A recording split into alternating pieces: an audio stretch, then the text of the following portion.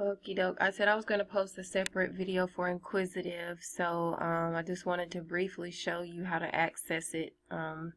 Again, it's 20 points a week at 100% completion right here on the syllabus. And so if you're in Blackboard, you want to go to We the People course materials and hit click the ebook. And if you're like me, it's just easier. Go ahead and this is Google Chrome that I use. It's just easier for me. So, but whatever browser you use, you want to go and make sure you bookmark it, as I've done, just so you can easily access it. But that's how you can access it if you ever need to, and you don't bookmark it. So, you are going to click on Sign in, register a code, or purchase access. So, since I already have the product, I'm going to go ahead and sign in, but you would hit no, and then hit register, and then you would input your information, and then you want to click on I want to sign in for 180 days of free trial access. Make sure it's an email address that you use, preferably just use your school address. That'll just make it easier. Okay, so I'm going to go ahead and sign in. I thought I was going to sign in. Hold on.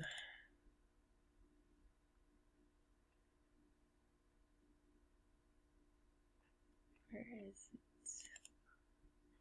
No, that's not it.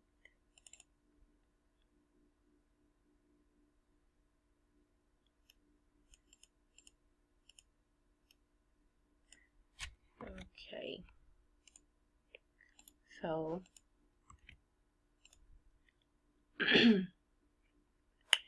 now you're going to hit Inquisitive, and that's not what I'm going to go. No, that's not what I want either.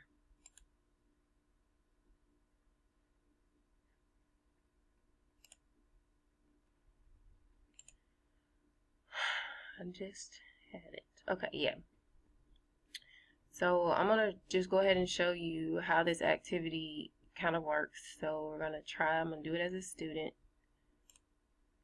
And says to complete this activity, you must answer at least 20 questions. You can gain or lose up to 100 points on each question, depending on how confident you judge yourself to be. Your target score is 1,500 points, and your grade will be based on how many points you earn. Reach the target score no matter how many questions it takes, and you'll earn a grade of 100%. Okay. Here's an Inquisitive quick start video if you want to watch that.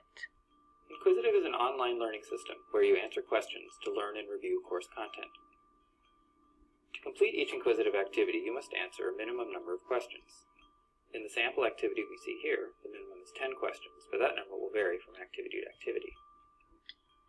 You can gain or lose up to 100 points on every question, and your other goal is to reach a designated target score, which also varies from activity to activity. Once you've reached the minimum number of questions, you'll get a grade for the activity based on the number of points you've earned. For instance, if your score after 10 questions is 600, your grade would be 600 divided by 800 equals 75%. But you can keep answering questions and keep accumulating points as long as you wish, and as long as you make it to the target score, you'll get a perfect grade of 100%, no matter how many questions it takes to get there. Let's start the activity and take a look at some questions. Many of the questions in Inquisitive, like this one, require you to drag and drop answers into place. Here I'm dragging each label onto the appropriate place in the image, and I see feedback after each label is dropped.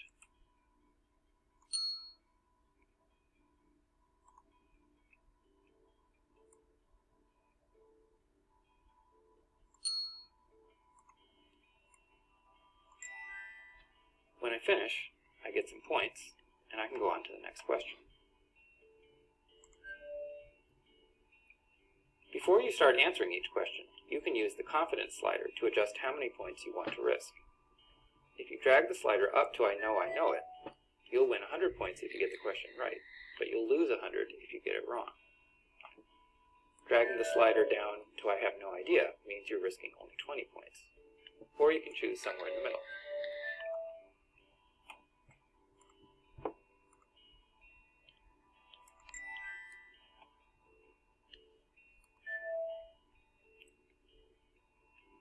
In the type of question we see here, I have to click, tap, or type the letters in the correct answer. In this case, I don't know the answer, so I'll set my confidence low, and then I'll guess the letter A. A wasn't in the answer, so Inquisitive tells me that and eliminates that letter, as well as a few others, as possibilities. As I keep guessing, the answer is slowly filled in, hangman style.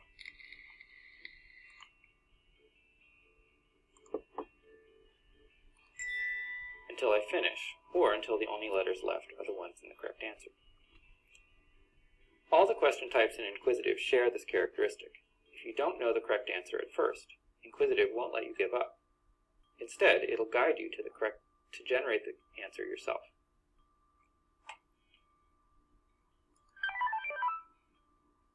You start each Inquisitive activity in level 1. Once you've made it a third of the way to the target score, you move on to level 2, and your score can't go back down below that threshold. The same thing is true once you reach the level 3 threshold. Complete level 3, and you've earned your 100% grade for the activity. You're now ready to start working on your first Inquisitive activity yourself. Once you start, your progress is automatically saved after every question you answer. So feel free to take a break at any time, and come back later to keep working. Have fun!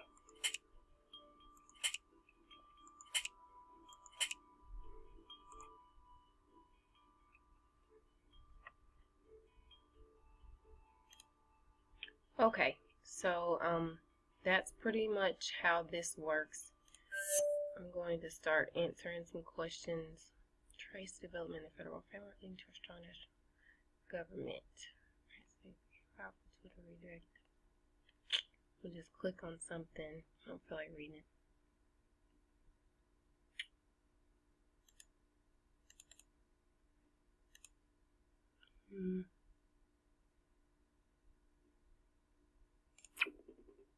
You still earn 30 points by answering the question correctly. State government did not have the resources to ease.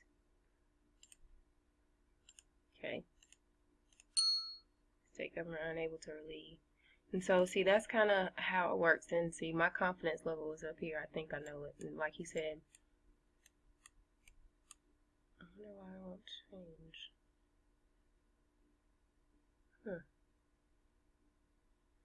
How did the Great Depression influence the power of the federal government? Federal grants and aid became a powerful tool to redirect the policy priorities. The President will limit the power of the states based reacted to a weak economy.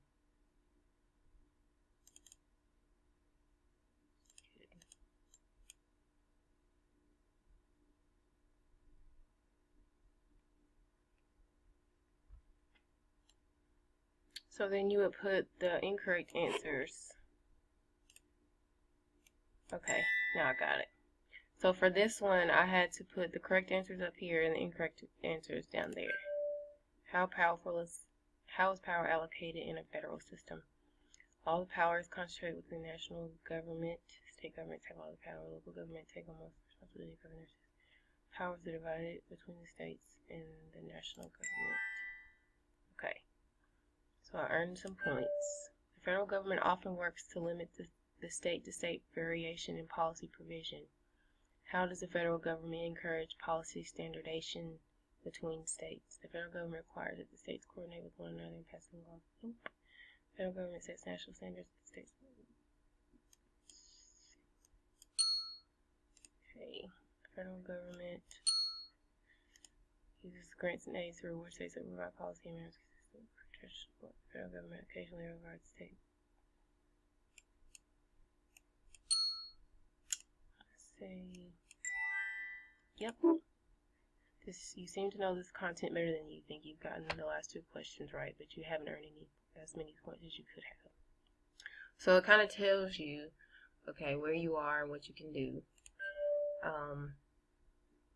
So play around with it, and if you have problems accessing chapter 1, which for some reason I have not been able to, I emailed the book rep and he said he fixed it, but it's not fixed. So if you have the same problems, like you're supposed to be able to click on this one like I clicked on that one.